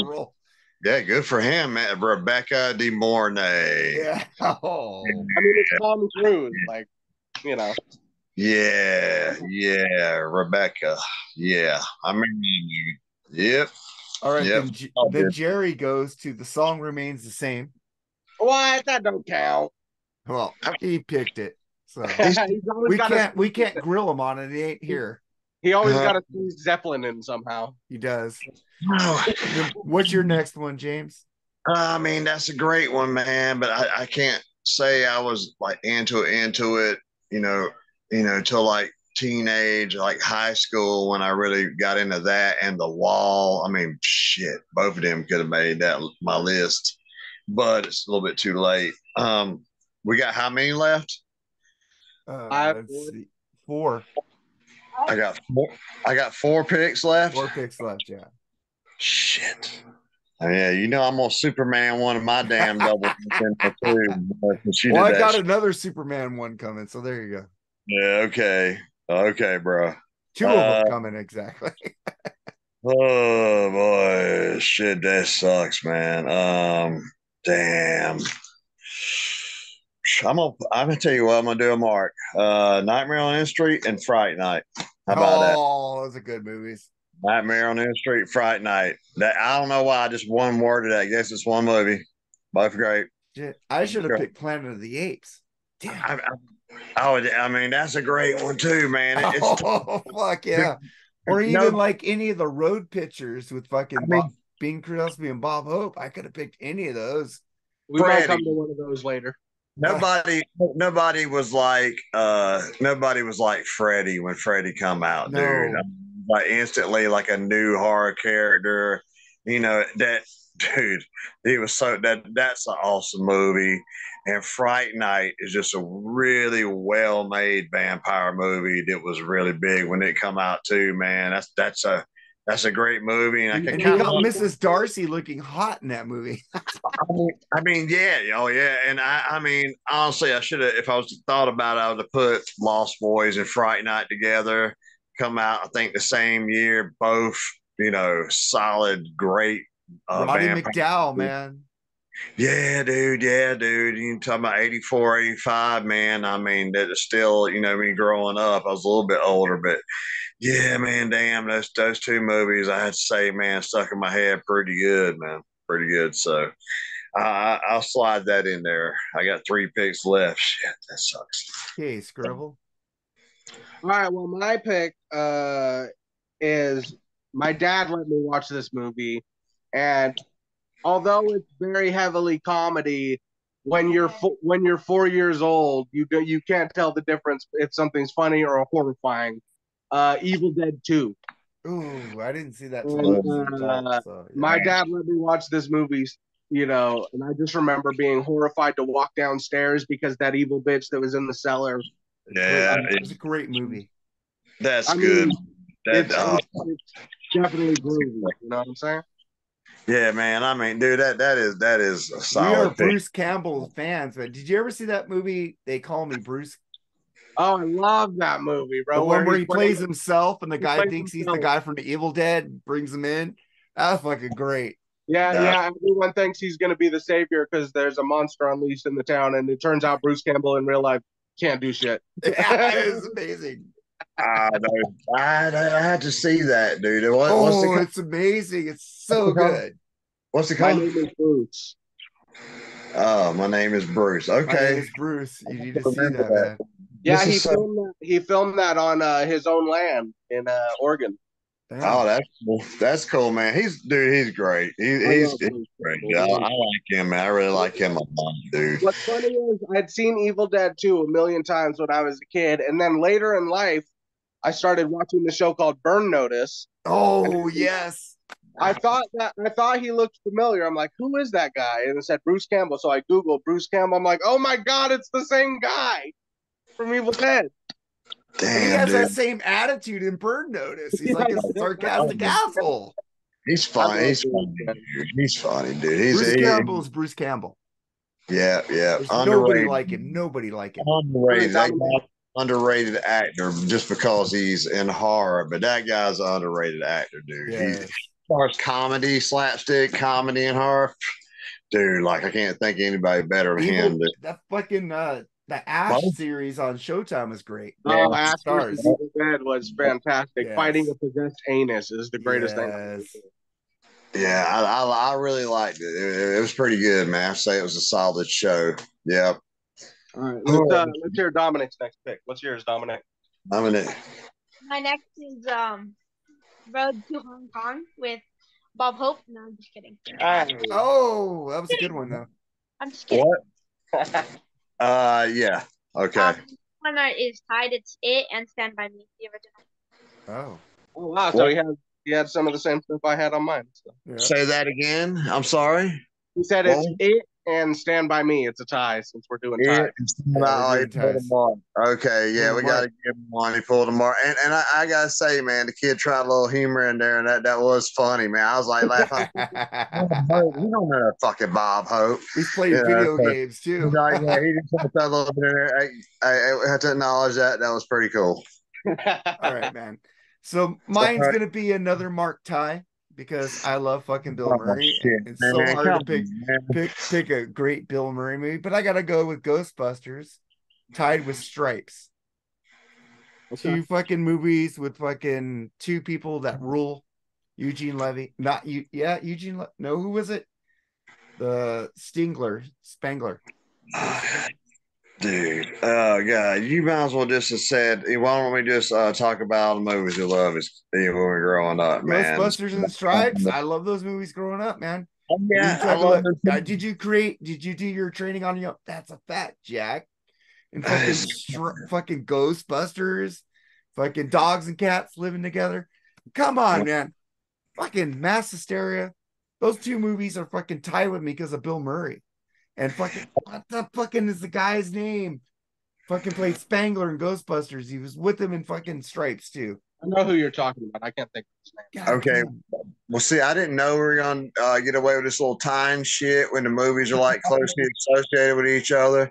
So when I announced I'm going to take another slot there because when I announce my number 1, it's going to be tied in with the previous one because they're the same kind of deal. So Harold Ramis. Yeah. Harold Ramis. He was in Stripes and Ghostbusters. Dude, Caddyshack. Yeah. Oh, fuck. You just reminded me of Caddyshack. God damn it. I'm not picking it, but Caddyshack. Dude, watching that growing up, dude. Oh, my God, dude. Him and Dan Aykroyd hated, and him and Bill Murray and Chevy Chase hated each other filming that movie. Well, everyone hates Chevy Chase, man. No one has a good story about Chevy Chase. I almost picked Vacation because Vacation is one of my favorite movies too. Oh, I love him. I didn't pick it. But if I can, then we go to Jerry. He picked Close Encounters. I don't like that. Oh, that's a good one. I didn't like that movie. He probably picked a normal movie. What? What'd you say? Boring. It was like drawn out, boring for me. Oh, maybe I need to watch it as an adult, but as a kid, it was boring for me. So yeah, watch it. You haven't seen it since you were a kid? No. Wow. Watch it. I love Richard Dreyfuss. You know. Oh God, man! I just thought of another good one too. Oh, this is gonna be brutal, man. Brutal. All right, so we get to you, James. You got what? 3 picks left. Okay, is that counting the one I'm tying? You know, I'm linking the movie. You can tie. We tie. Whatever you want. There's no rules at this point. There's no rules, man. Evidently, okay. So it's I got 4 picks left because I'm tying this shit in. Damn, this is brutal, man. Okay. Fuck me, man. I'm gonna say this tough, man. It's really tough. I'm gonna say Horror of Dracula with Christopher Lee has got to be in my top 3 or 4 movies growing up, man. Dude, as soon as I saw him as vampire, he was terrifying. He's the best Dracula to me. It's not even close. I love Bela Lugosi, but those Hammer films Gary are Oldman? they're another level. I mean, he's great. He's not Christopher Lee, bro. Yeah, I agree. Bro. Christopher Lee to me, I mean, he's my favorite actor ever. So, I mean, dude, he's the best villain. Dude's been the best Dracula to me. The Star Wars, Count Dooku. He's been a Bond villain, man, with Golden Gun. He's Saruman and Lord of the Rings. I mean, dude, think about all the great villains, man. He is great. Yeah. Man, when you need a villain, dude, that's like that was the guy to call for a long time. So, man, damn, that's that's definitely got to be on there. What the crap am I gonna tie that with? Oh my God, this is Jaws. Ah, that's a great one. Jaws definitely impacted me as a kid. Jaws was the reason I never got back in the fucking ocean again above my knee. Or swimming pools. Oh, when I did, well, no, I get in swimming pools. Oh, I was afraid of swimming pools after Jaws. Really? I was weird. Fuck, man, dude. I mean, that's the only thing I would swim in after the fucking. That movie freaked me out. I didn't want to go any water, dude. Dude, I'm cool as long as I can see it's clear water in a pool. No, there's no animals. After I saw Jaws, I was like, huh. Now, why would I get in that big ocean there with all them things swimming around that could fucking kill me? Doesn't make much sense to just get wet. I could take a shower, okay, or I can go in a swimming pool. So, yeah, Jaws was a big impact on me as a kid. So I'll throw that in there with Horror of Dracula, which the Hammer films are my all-time favorite, since I was a kid. So, yeah, we're rolling with that. All right. Well, I'll go with my number 3. Well, hold on. Go ahead. Go, bro. My next one is this classic right here. Oh, that's a great one. Oh, really? The Great Outdoors. Damn, I don't know if I ever saw that. You never saw that? You never seen that one with Aykroyd and John Candy? You see the bottom of the screen right here? That's when the bear knocks down John Candy on a door, and you see the bear trainer with his stick. Like this. Maybe. Yeah. I would see a little clip of it or something, man, to be honest with you, dude. Oh, that's a great movie, man. I showed Dominic for the first time. What was that, 3 months ago? Something like that? A few months ago. He loved it. I was so happy that he loved it. I wasn't sure. Because sometimes these older movies, they don't translate to kids these days. You know what I mean? So I was worried that it was going to be one of those, but he loved it too. So a great movie with great writing should always translate. Superman was a great pick too, man. I mean, Superman was definitely could have been in on my list, growing up too. I mean, to me, Superman is Christopher Reeves. Dude. Fuck yeah. Fucking the second one with the 3. Oh God, I'm not the second one with was it 3 billion? Henry Cavill. Zod. There was Zod. The 3 villains in black, the hot chick and the two. It was General Zod and Zod. Is that the first? They broke out of that was the second one. They broke out of the Phantom Zone. Dude, that was that one, man. To me, that that could be in there on my list.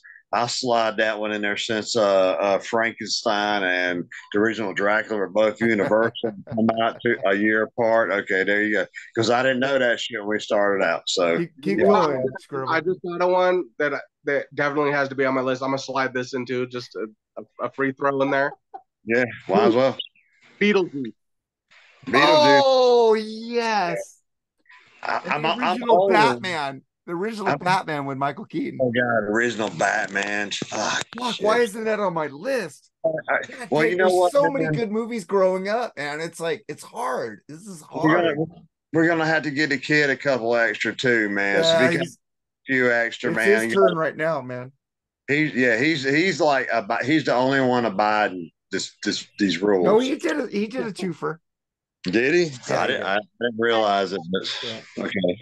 What's your next one, Dominic? My next one is a tie again. What? Okay, so you got him doing ties, Mark. All Yeah, right, go ahead. What do you say? Talk louder, Dominic. My tie is Wayne's World and Huckleberry Finn from 1970. Oh, Wayne's World rules too. Yeah, Wayne's World was fucking funny, man. I was older, so I wouldn't add it in, but that's a classic movie. Me too. How about old boy with the what is it? Austin Powers. See, that's that, but that's when I was a little older. But Scribble like you do. I mean, yeah. I mean, I don't know. That movie was. Dominic loves Austin Powers too. So do I. Man. Yeah. That was funny, but that's what after I went around time I graduated. I don't remember, but yeah, great choice, man. Dominic picks like really good movies, dude. So Yeah. I mean, Jerry's something picks Jerry. I don't know what the hell he's talking about, man. I don't know either. But then Jerry's being outshined by an 11-year-old right now. Yeah. How does that feel, Jerry? Let me know. Yeah, no shit. Yeah. I originally had Up in Smoke was my number 3, but then I just thought of something because we did this on the fly. Over Up in Smoke, I did see that at 7 with my mom in the drive-in. So, and I love that movie. I've never I think Cheech and Chong are the best ever. Everybody else is imitating them. Dude, even Dave Chappelle, anybody. Okay. Cheech and Chong are the originators of this fucking universe. Anything that's stoner humor is pretty much imitating Cheech and Chong. Absolutely. You know what, man? I saw that when I was 13 and getting stoned the first time with my 2 best friends. So, I mean, that's like right there on the cusp of, being able to throw it in there in junior high, It's probably 9th grade. I can't remember, but yeah. I didn't pick Up in Smoke because another movie is like I'd watch just as much as Up in Smoke, but maybe a little bit more because as a teenager, I'm watching this movie called fucking Weird Science. You can make a woman from a fucking computer and give her the personality of Daily Roth. That's fucking awesome. I love fucking Weird Science. The soundtrack is fucking great. And sorry, James. Oingo Boingo fucking rules. Like says nobody but Mark, like ever, and the band, it's still together. Danny Elfman is a genius. Okay, sorry. I'll agree with you on that, but the Oingo Boingo part, we just gotta go. Hey, I played Weird Science on a Halloween show. You were there, and you said this song is better. The extended version I played. You said Steve Bartek was kicking ass on guitar. I don't even remember that song. Really, but I'm sure it's a classic. I mean, it's a classic movie and classic song. That's a solid pick, man. That was pretty good one, man. Me growing up, man, I loved horror and the bad guys, dude. So that's why most of my shit is like horror related, dude. It's hard, man. It is really hard, dude. I was in the comedy, but I had to get Up in Smoke in there because I had to change it to Weird Science. And then we get to Jerry's. Maybe everybody will agree with this one. Airplane. And I didn't put that on my list, but that is one of my favorite comedies of all time. Seen a grown man naked? By the way, don't call me Shirley. And then we get to you, James. What's your number 2, man? This is brutal, man. Tell you what, I'm gonna stick by the 1 pick rule for my last 2. Hope everybody else is. I am for my next 2, yeah. All right. I got to say my second favorite is Salem's Lot, 1979. As Stephen King wrote the book. And to me, it's the best vampire film that still ever, man. It might be 3 hours long, but it is so good. Barlow is so scary. I mean, the makeup and the vampires right in. Growing up, I saw that at 6 years old, right? Man, it fucking terrified me for several years. I mean, man, but it impacted me hugely, and I love it. And it was playing my first and second favorite movie ever, probably. Well, no, let me rephrase that. As a kid, because if we said ever, Godfather and one of Lord of the Rings, I have to get in there. But yeah, Salem's Lot had a massive impact on me. I couldn't help but like torture myself and watch it again like a few years later, and I watched it again like another, several months later, and I read the book, when I was like 9, 10 years old. So yeah, that one's got a massive impact on me. And it's my favorite horror film ever. So got to go on there. Nice. All right. Well, then we're at what, number Skribbal? two? Number two, right, Mark? Or number 3, I think. Number 3 or 2? Yeah, 3. Hold on. You're on your 3. You might as well put them all together, but if I had to choose one, I'm just gonna say Road to Morocco. Huh? Oh yeah, you're on your number 2. My bad. Yeah. What is that? What? Road to Morocco. Man, That's I'm with not Bob sure. Hope and Bing Crosby. Oh yeah. It took me a while to remember that, but okay, that's cool. I mean, there's 2 legends in there, man, for sure, man. Yeah. My grandpa got me into all that. He got me into Cary Grant flicks and Bob Hope and Bing Crosby and all that. Well, I mean, that's cool. Oh, I could have put Abbott and Costello Meet the Mummy on here too. I mean, Meet Frankenstein, dude. Abbott and Costello Meet Frankenstein. That is so classic, and it's got all the monsters in it at once, there, dude. So yeah, I saw that when I was a kid, man. Like I saw a lot of cool shit. I went watching Sesame Street and all that stuff, bro. I mean, like I saw like the original Dark Shadows, as so back then because my mom watched it, my uncle watched Zone.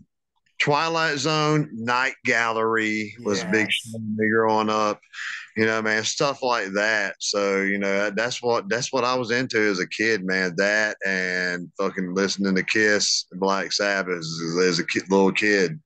That was my deal, dude. So, yeah, I was thinking about the one with the car chase with Burt Reynolds and fucking Dom DeLuise. You guys know what I'm talking about. Cannonball Run. Yes, that's a funny ass movie. I remember that watching. Smokey and the Bandit. Smokey and the Bandit too. Yeah. Damn. 3 sucks. Gleason, man, Jackie Gleason, The Honeymooners, man. Come on, anything Jackie Gleason does.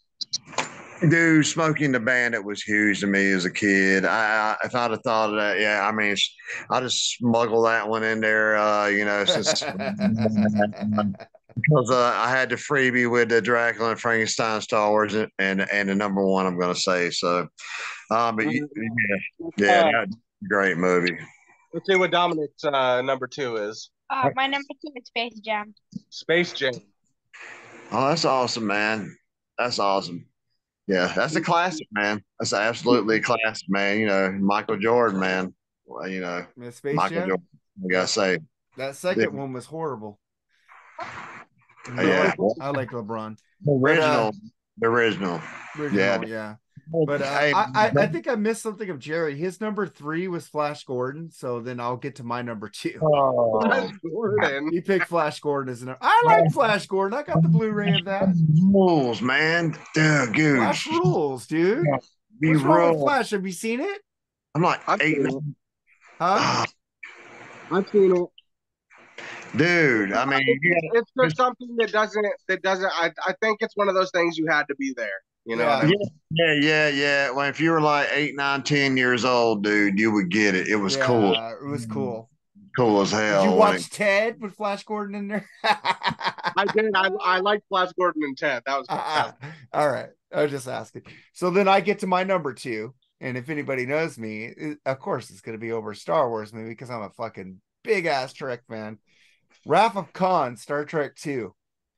I fucking love that movie. I remember as a kid getting out of the theater, asking my mom, did Spock really die? They go, is Spock going to come back in the next movie? Spock can't die because I watched all the Star Trek series as a kid on reruns. And I saw Star Trek, the motion picture was cool. And then when I saw this, I was like crying because Spock died. It was awesome. Ricardo Montalban was fucking awesome as a villain, dude. I loved him, dude. Like, that could easily make my top 10 too, man, because I really love that. That's my favorite Star Trek movie. Ricardo Montalban was one of the best villains of all time. Yeah, dude. That's what I'm saying, man. Even in The Naked Gun, he was cool. all the villains are superior. They're better actors, and they're just fucking superior. So sorry. Remember, he was the villain in the first Naked Gun too. Yeah, he's good, man. He was so good, man. Dude, I watched Fantasy Island like religiously when I Oh, me too. fucking I love incredible. that. I even tried to watch a new one. The new one was good, and then they canceled it. A We'll legit have to was do pretty hot. like TV shows growing up, man, like next time around, dude, and have a little bit of warning, Yeah, about it. well, that'll be on the BS sessions.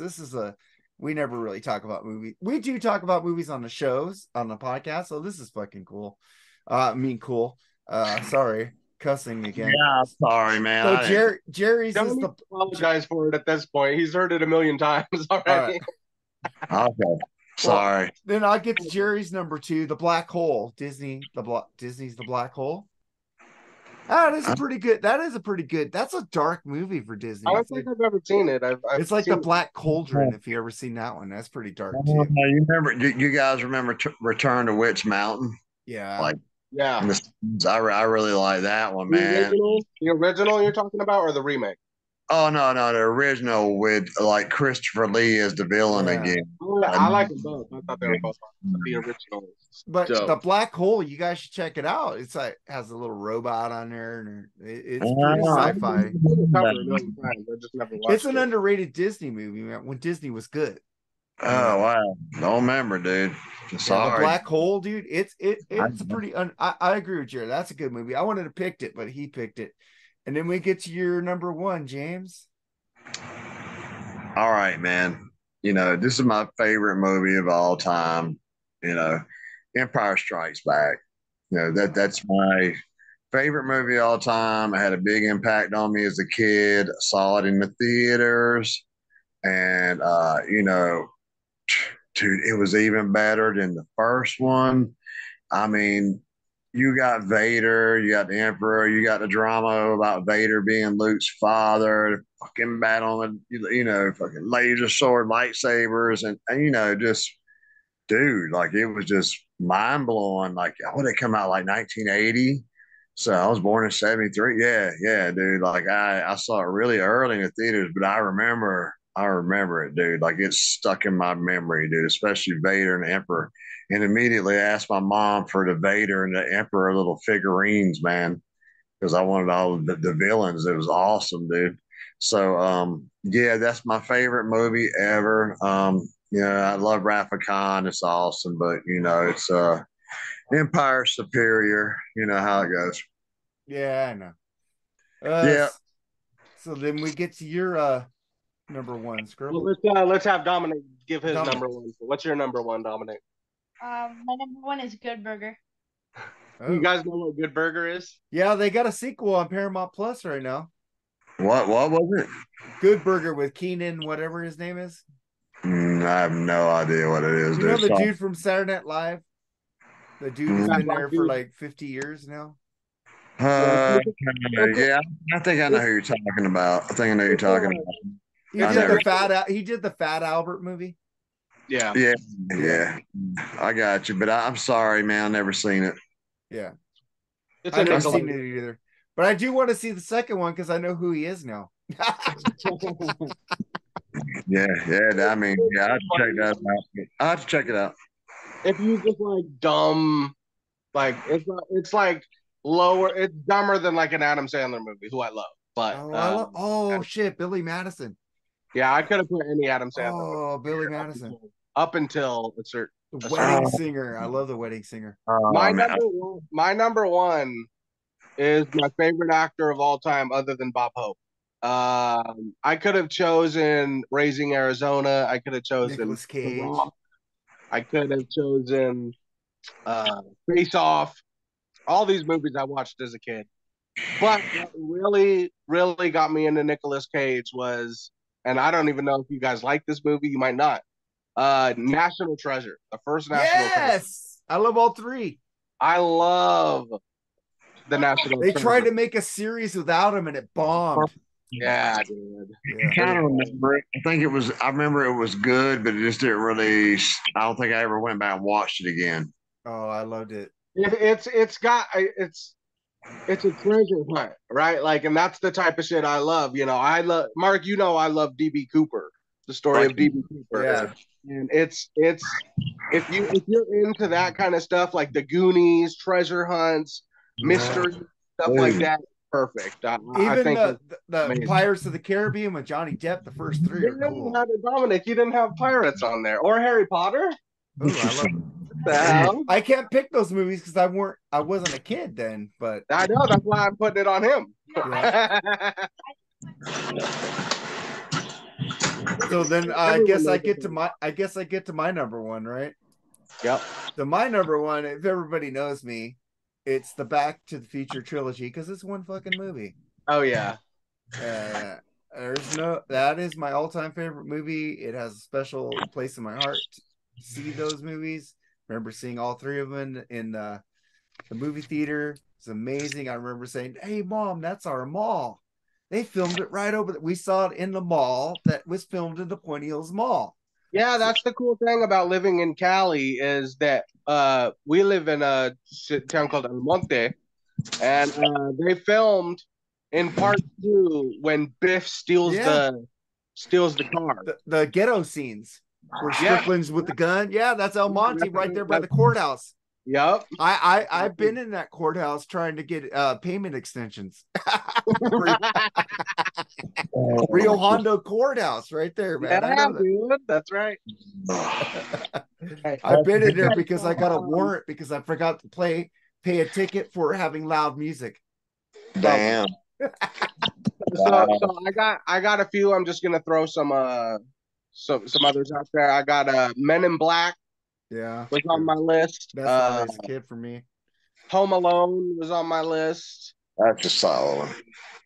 And Hercules, the Disney Hercules from '97 was on my list. So. Yeah, see, that's with you. But Jerry's number one is Star Wars.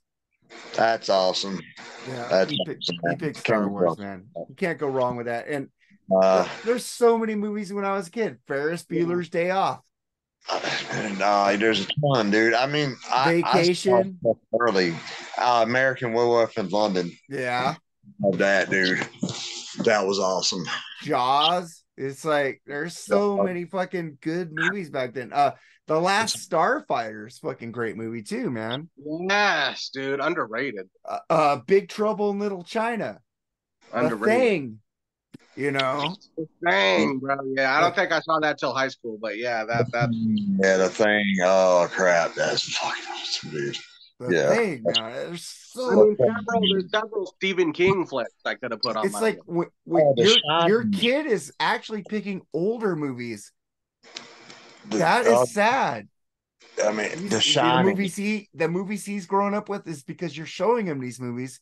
He's not picking any Marvel movies or anything like that. Well, they suck now, so I'm just saying. That's the sad thing about Hollywood right now. We need original shit.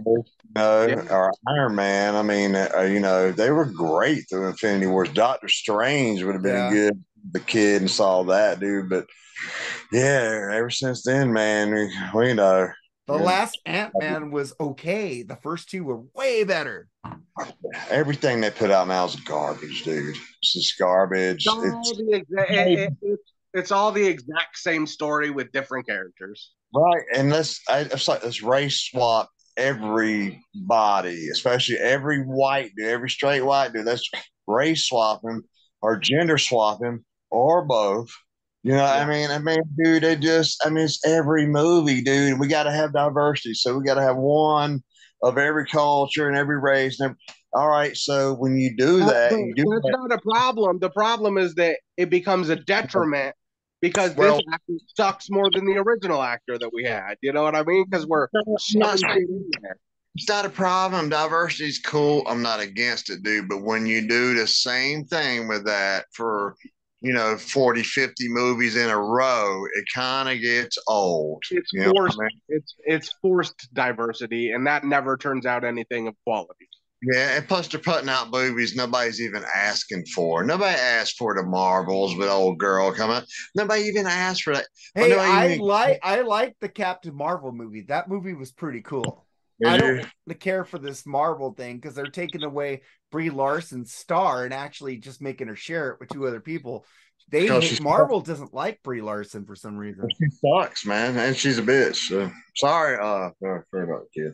I like Brie Larson. I think she rules. It's true.